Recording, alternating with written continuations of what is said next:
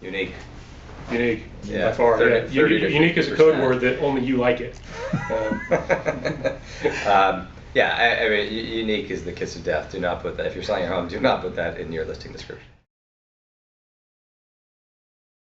We created Zillow because real estate is so important, and yet there wasn't access to information before Zillow. When we started Zillow, simple questions about real estate, like what's for sale, or what did everyone pay for their home, or what's somebody's tax assessment, or how long has something been on the market? Those weren't questions that a consumer could answer. And so we created Zillow to try to answer those types of questions and empower consumers so they could make smarter decisions about real estate. That's what Zillow is all about.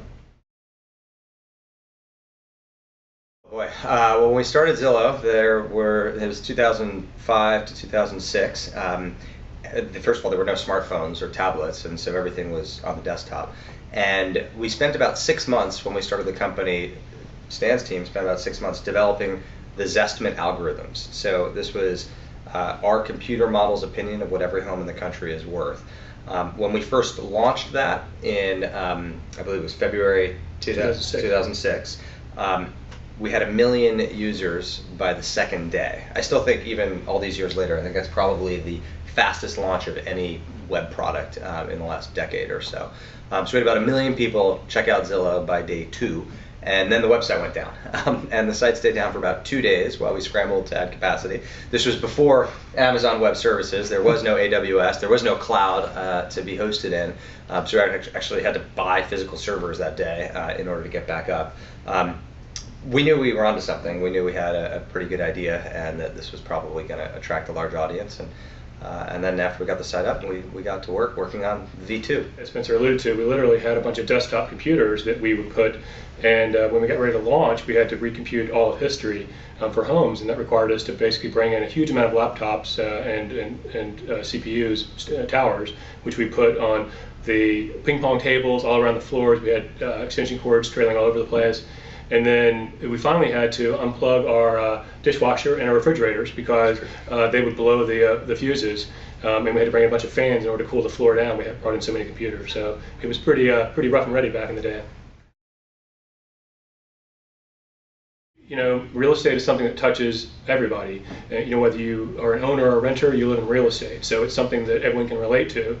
And, you know, we feel that real estate is also an area that's been governed for so long by hunches and myths and unexamined assumptions, when really there's a lot of data floating around in real estate that can be marshaled to actually tell you whether something is true or not. And we thought that this book was overdue of applying data to things that people think about in real estate.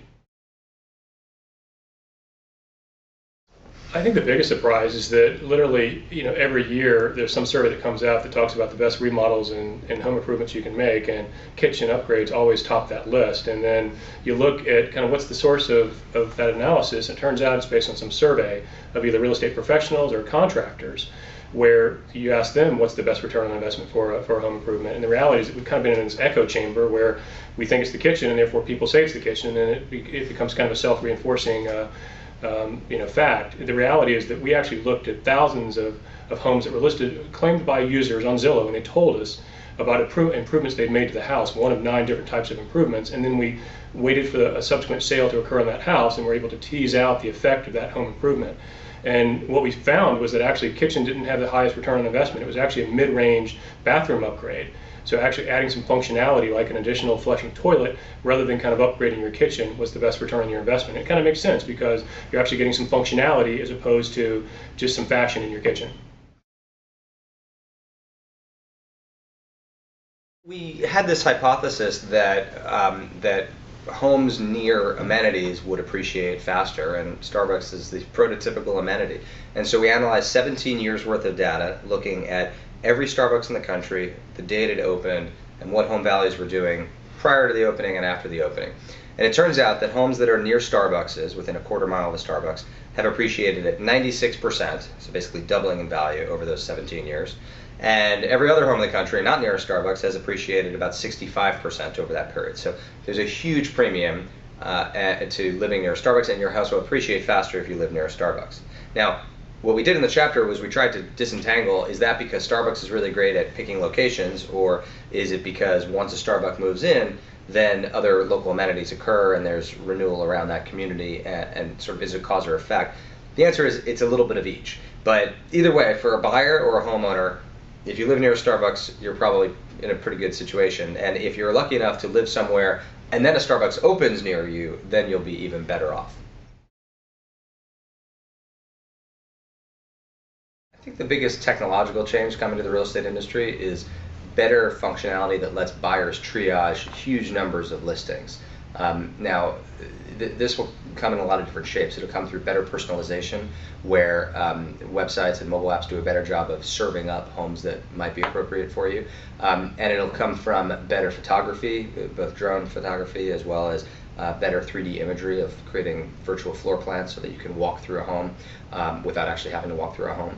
And in the aggregate, what these technological advances will do is they'll let home shoppers cull through many hundreds more homes online without having to actually go in person than they otherwise could.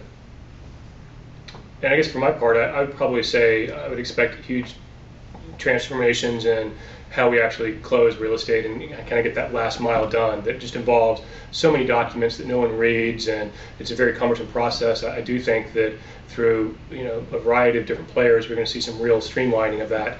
It's going to help consumers, I think, so that they won't have to sign a bunch of documents they've never read, but it'll be more intuitive for them and more lightweight.